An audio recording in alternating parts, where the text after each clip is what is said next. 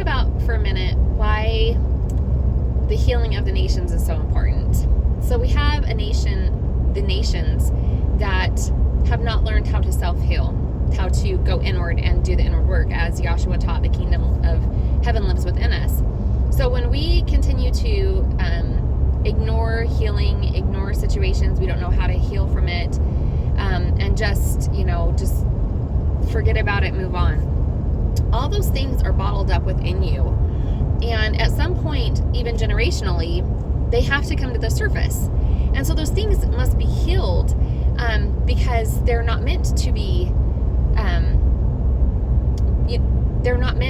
stored within us, right? As a new heaven and earth are created, they have to be ridded from us in order for us to fully step anew into a new kingdom, a new heaven and a new earth.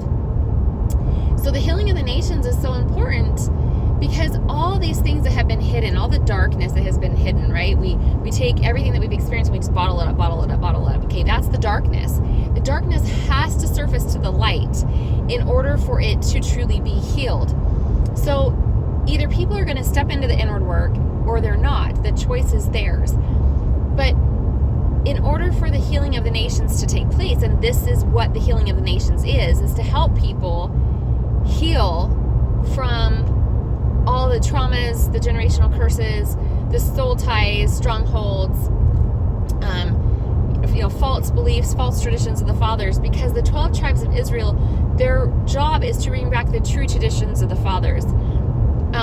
And those are the fathers that they're talking about in Proverbs, right? We're supposed to live by those true laws.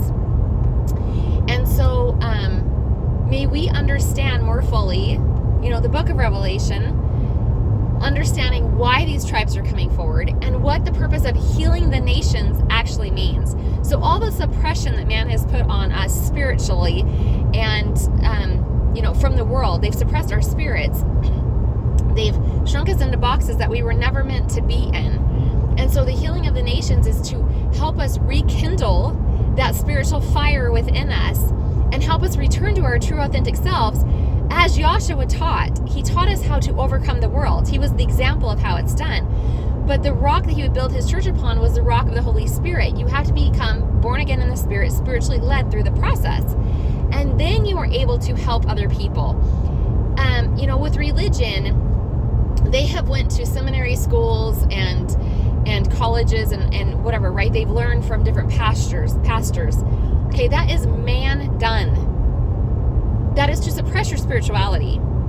Your spirituality is done from the inside out. The kingdom lives within you. You have to pull it from the inside out. And is why it is so important that this healing takes place.